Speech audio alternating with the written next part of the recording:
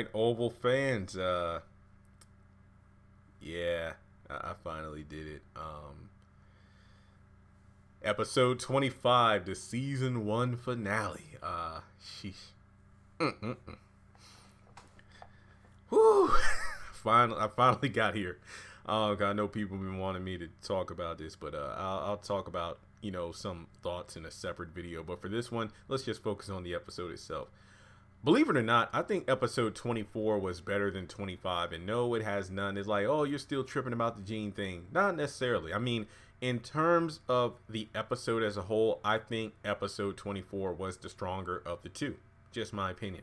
So, what would I score this episode? I would give this episode an 8.5 out of 10. There are a few reasons why. I didn't think it was a terrible episode. Please don't get that impression. But I don't think this was like a great finale in certain ways, because I understand it's season one.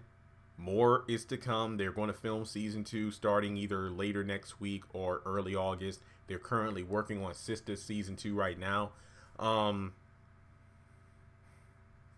Basically, I was disappointed because there were certain elements that weren't even touched upon in the episode. One of the biggest problems for me is like the complete lack of Lily and Bobby in either episode 24 or 25. I'm not saying we needed like a 5-minute scene between the two, but at the very least a scene of them on the run. I mean, all we got was the brief scene in episode 23, I believe, where Bobby mentioned that I think it's best that we hit the road in the middle of the night so nobody knows where we are. And we just know that, he goes down on Lily, and that's pretty much it. But let's just get into the review. So we pretty much pick up where we left off. Just Jason is pretty much, telling Jean, please, don't tell anybody about this. I'll give you money if you don't talk. Just give me a few days to work it out. And she tries to get away, but he pretty much, gets on her and starts choking her. And then he said, I didn't want to do this again. So he goes to drag her under the bed, try to get his room a little bit back in order. And then Victoria knocks on the door saying, are you ready to go? And they head out. He pretty much, stares cryptically at the bed because he knows the secret that he has up under there. So everybody's losing their damn mind. Oh my God, Jason, he's done this again. So he's killed before, most likely. Poor girl Jean. Everybody's asking, where's Jean? Nobody's asking, how's Jean? So we go over to Diane and Donald. Obviously, Diane is furious the fact that she lost her job to someone who's not capable of performing press secretary just yet because Ellie isn't as experienced. Diane threatens to blow the entire roof off the entire administration because she knows everything.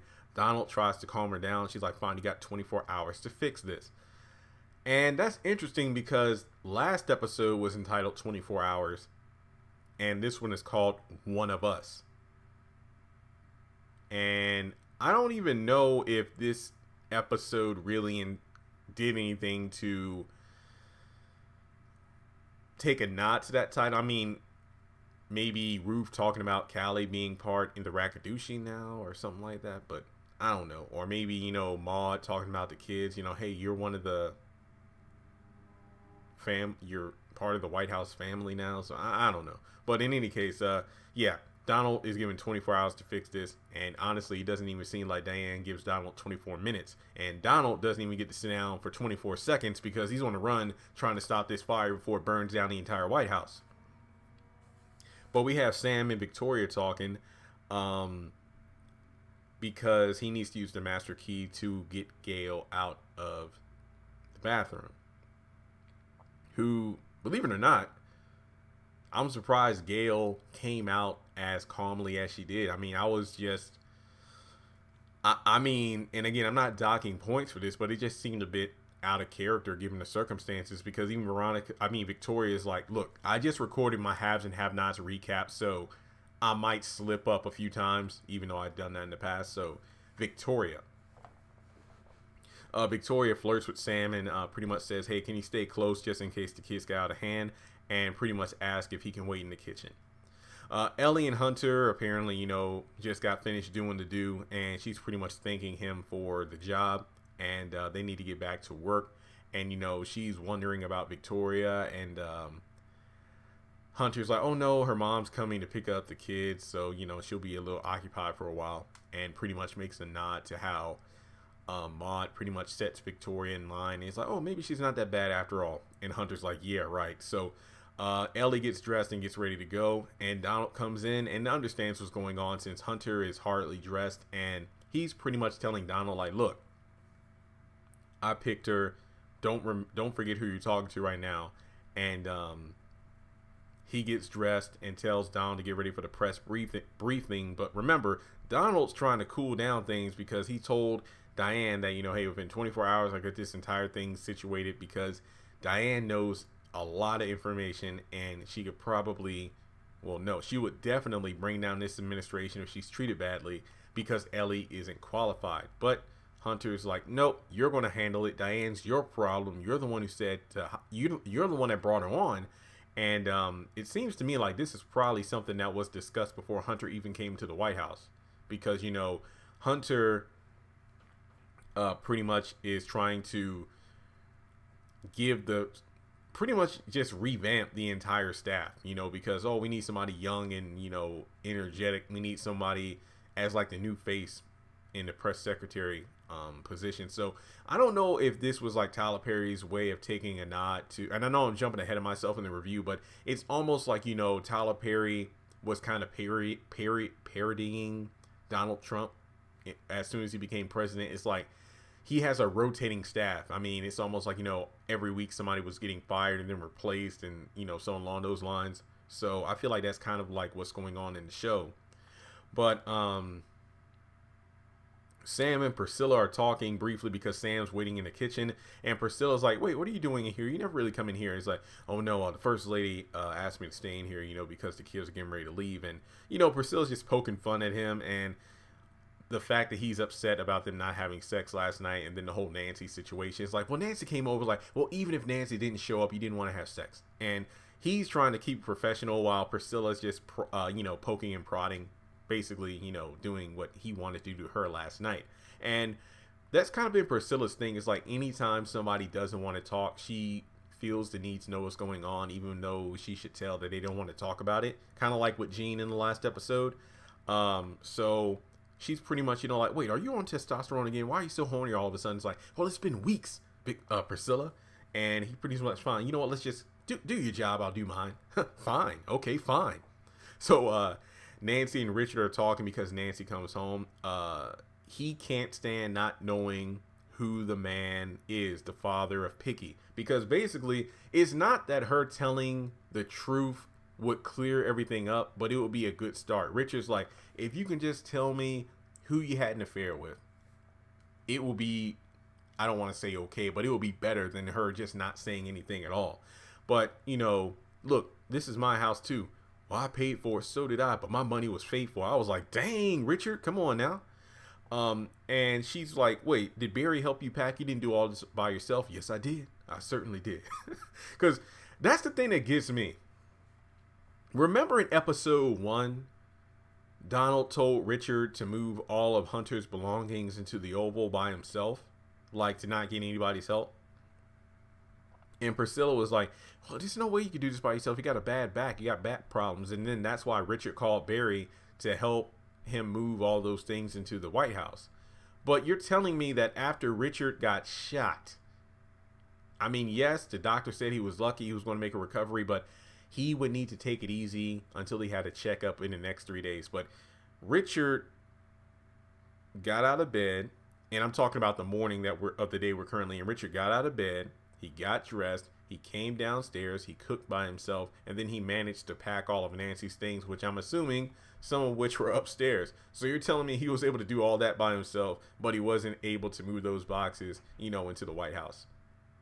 I don't know if that's great continuity there. But in any case, Nancy's like, I'm going to stay here because I'm going through a lot. I need to bury Picky. Please, I got to deal with this. He's like, fine. You know what? As long as you stay here, you have no idea how low I can go. And Nancy's like, I have an idea. I've seen it. So does this mean that Richard has shown a mean streak before? But maybe not towards Nancy. But Nancy said that apparently she's seen Richard's bad side before. So it's going to be interesting to see the dynamic between these two in season 2. You know, if I watch season 2, I'm not 100% sure if I am yet. But then we get to the White House. Maude arrives. Jason is called out by Gail and Victoria because for some reason he's looking a bit strange, because he's not looking as creepy as he usually does. You know, he's pretty much, you know, looking like all the pigment has been, you know, washed from his face, like he had seen a ghost. So Gail is, you know, rebelling the entire time. Maude makes a point of saying, you know what, Victoria, this is what you get. What you're going through now with Gail, this is exactly what I had to go through with you when you were younger in regards to your rebellious days. Oh, I want to emancipate. Oh, I want to do this. I want to do that. But then Maude shuts it down like, you know what, honey?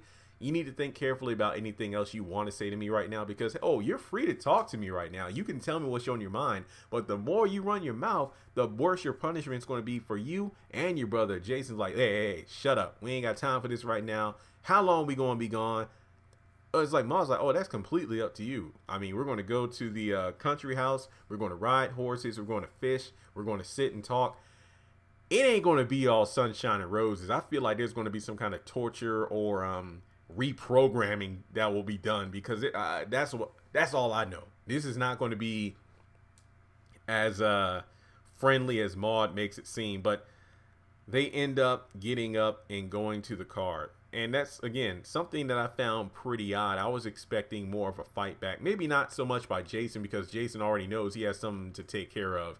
But Jean, I mean, not Jean. Well, Jean is what he needs to take care of. But Gail, it's like, wait, what? It just seemed completely out of character. Like, you didn't think she would try to stall for her lawyer to get there? Was Brian Winters coming to the White House? I don't know, but... any case, as they're leaving, you have Maude chewing out Victoria saying, look, I was ready to live out, me and your father were ready to live out the rest of our lives peacefully, going on vacation, relaxing, but we have to clean up all your messes. So when I get back, done with your little monsters, I'm going to handle you. And Victoria, my goodness, she was speechless. So after they leave, you know, Sam comes in. And Victoria's pretty much saying that, hey, the children went with no issues. I don't need you anymore for right now. And it's kind of funny because right before Sam goes in there, you know, him and Priscilla are snapping at each other once again. And it's like, oh, your girlfriend's calling you. And he's trying to keep it all professional. So Sam leaves, but before he does, like, ma'am, is something wrong? It's like, oh, no, I'm fine. I was just thinking about running. Running, ma'am? Oh, no, it's fine. Never mind. And Sam is talking with Barry over the phone briefly, because it turns out that Barry's sitting and watching a group of Rakadushi members. I'm not going to go into full detail about the scene. Check my video out about why didn't anyone help Ruth, because I talked about the scene in great detail. But long story short, Barry's watching Rakadushi members out in the open, which I found to be very strange. Again, if you watch Ruthless, then you know exactly why that's strange. Not to mention, if you watch, you know, early episodes of The Oval when Tally was at Nancy's house, it's almost like they make it clear that the Rakadushis aren't to be seen in plain... the Rakadushis really aren't meant to be seen in plain sight, so to speak. Like, you know, in terms of their robes and everything. In Ruthless, it's kind of different. Like, you know, when they go to the general store in town to get supplies for the compound, sure, you know, you got a male character. Oh, well, excuse me. You usually have one of the male members, one of the elders, and then some of the women. You know, they're over there shopping and whatnot. And not to mention they're down into the town to recruit new members. But when it came to DC, it just didn't seem like they were ever seen in their Rakadushi attire in the general public. So it looks like they're standing outside of like a community building or whatever, because there's probably a good 15 to 20 plus people just standing around. So when Barry gets off the phone with Sam, who he says, I need to meet with you in person to talk about something important, is that in reference to the Nancy, Picky, and Richard thing? We never know in the episode, unfortunately, because Sam is telling Barry not to do anything ridiculous because he knows his streak of being crazy. So Sam is like, you know, I don't think I can get a break because it looks like it's going to be a long night over here. So Barry gets off the phone. He rushes over the roof, grabs her, demands to know where Callie is. And she's snatched up and taken away, I believe, to the police station. He said is where they're going. So let's see. We go over to Sam and Victoria again because Victoria calls him up to the residency. And it's kind of interesting because you got Sam in the bathroom with Victoria, and then it's kind of weird because not too long ago you had Hunter and a beheaded woman in the bedroom. So Awkward, but she's in her lingerie, and I'm like, first of all, isn't it still morning? What are you doing dressed like this, Miss First Lady? But she's coming on to Sam, pretty much saying, it's okay, you can look at me, I'm dressed.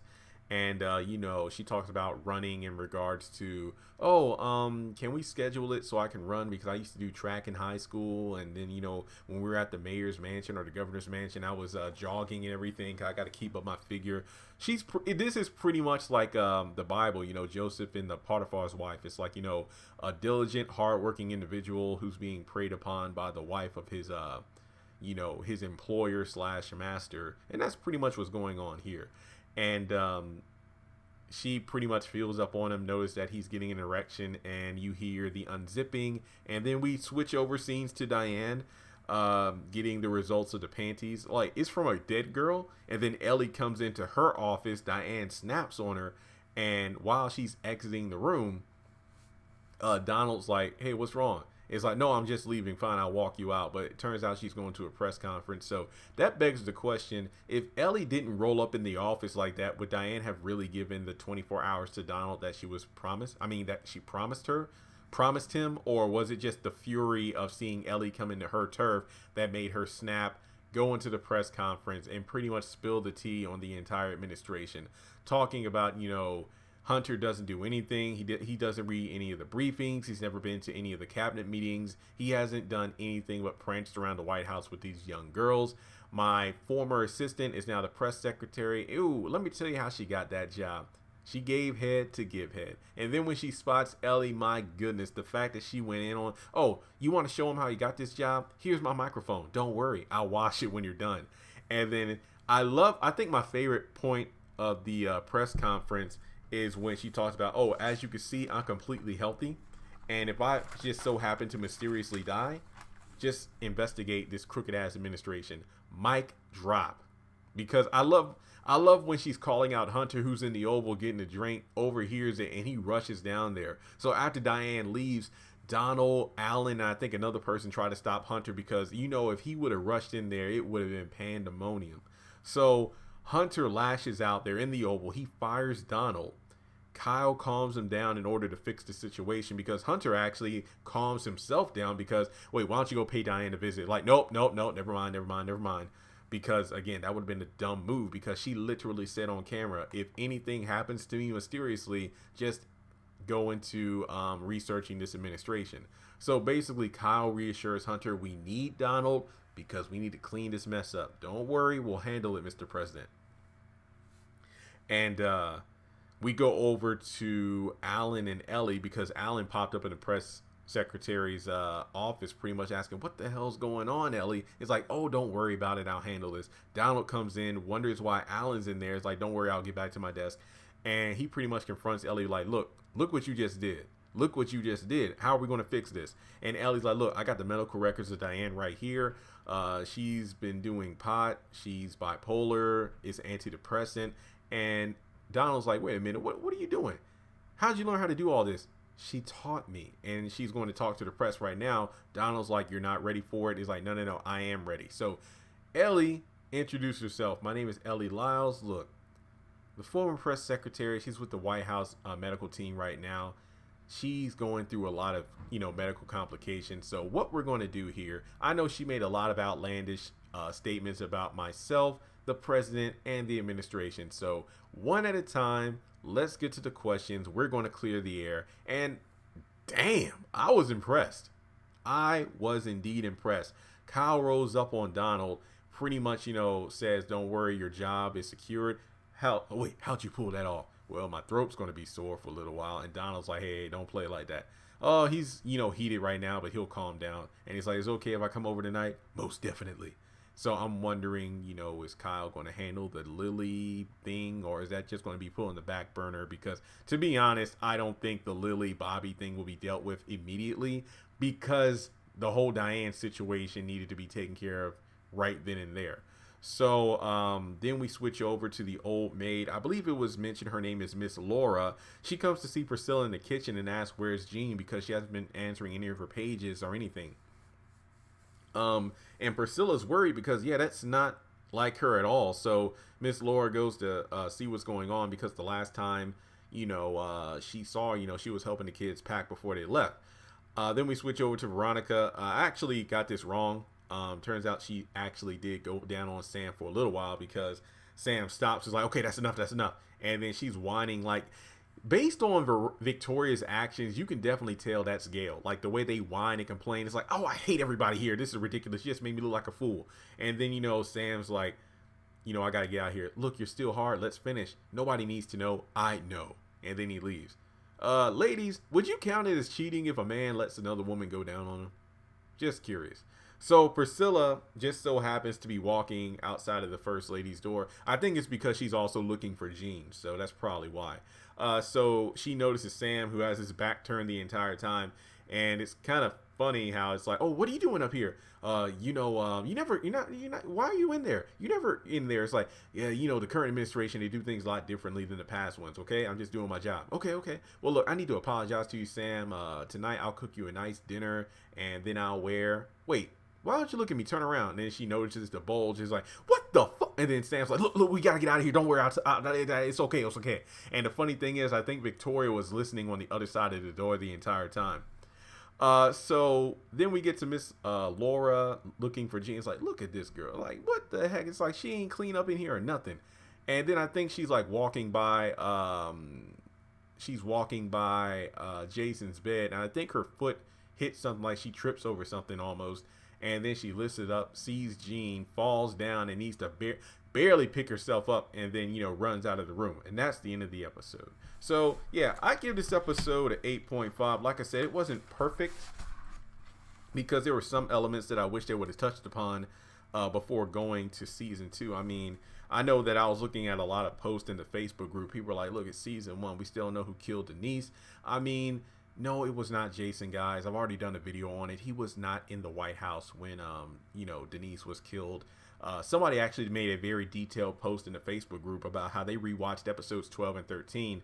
And it's easy to see the confusion there because, the dialogue and the way the scenes were cut. But basically, when Hunter was crawling towards Denise at the end of episode 12, I believe, Jason, Gail, and Victoria, they had already left the White House. So no, it was not Jason, because I get it though, because the dude knows about all the secret passageways and whatnot in the White House. So it can make sense as to why he would be able to swoop into the room without going through the front door while Kyle was standing there and then swoop out of there. But no, because remember, no, ain't no need of going into it. It wasn't Jason. I think it was pretty, I mean, people ask, why did he kill Jean? He wasn't in his right mind. Like, I'm not trying to make excuses for him, but it's like, he wasn't thinking, like, you just assaulted a girl and you're worried that she's going to say anything, and then you kill her, but then without thinking, okay, fingerprints, DNA, she's in my room. What the heck am I going to do to solve this? I mean, because like he said, he had no idea how long Gail and himself will be gone. I'm willing to bet that he would be acting in line and orderly in minutes, while Gail will be the one resisting everything, and he would try to get his sister to calm her ass down. But she would probably make things difficult, because I'm guessing that in season 2 we're going to see these two with their grandparents, and he's going to be freaking out, wondering what's going on. I'm wondering, will Maude find out about Diane lashing out to the press during that conference, airing all the dirty laundry? It's kind of ironic to say dirty laundry, considering this is all about a pair of panties. It's like, oh yeah, they said it was 2 dead Secret Service members who were engaged with this female, but unfortunately the DNA results reveal a brown pubic-haired individual. Doesn't that sound familiar, Mr. President? And there are just so many questions to be raised. I feel like this episode gave us way too many questions and not enough answers. Like, at least give us a couple of things answered. I mean, we did find out who the panties belong to and everything, but I don't think that this episode did the best job of really getting us into, okay, season 2 is going to be great, because there's some things in season 1 we just don't know, like, who's Piggy's father, why is Priscilla being apologetic all of a sudden, to Sam, when she's been acting, pretty much the opposite of a good wife for most of the episode. It's like she doesn't seem to understand why Sam is agitated when she's not doing, and again, I'm not really here to judge, but it's like she really isn't performing her wifely duties, and then you're wondering why your man is acting some sort of way. I mean, as Sam said, it's not about Nancy coming over, because it's pretty clear that even if Nancy didn't come over to interrupt, you weren't going to have sex with me. And then some, you know, Sam just trying to be a good man. I feel bad for Sam because he's in a Gene position. He's just trying to do the right thing, and he's in a circumstance that he didn't ask to be put in. And the other thing about it is the Gene thing. It's like if you go back to like the early episodes, I think Priscilla was noticing Gene being a bit off, you know, in regards to the whole Jason seeing him naked and everything. It's like, you know what? I think that I'll get Sam to have a detail where we'll have a male maid handle that part of the White House, so you don't have to be alone with Jason. But that never really got followed up on. And if that would have happened, then there's a good chance that, you know, Jean wouldn't have been killed in the way that she was. So, yeah. So, yeah, is Jean dead? I don't know. I mean, it is interesting how her body, I believe she was on her back when she was dragged under the bed. But when the old mate found her, I believe she was on her stomach. But in any case, I mean, maybe she kind of compulsed, you know, and then just died. I don't know. Or maybe she's completely unconscious. But we might find out next season. But I don't know if I'm watching. We shall see. So let me know your thoughts in the comment section below. Yeah, 8.5 out of 10. Do you agree with my score? Do you think this was a strong way of ending the episode? I mean, ending the season? And yeah, I think later on I'll do like a video kind of giving my thoughts on season 1 as a whole. Then I'll do a video probably comparing season 1 of Sisters to season 1 of The Oval and go from there. So if you'd like to donate to the channel, feel free to do so on PayPal, Cash App, or you can hit me up on Patreon by joining the club for $1 a month. I got multiple tiers down there. And just double checking the notes one more time here. Yeah, I covered everything. All right, take care, guys, and I'll talk to y'all later.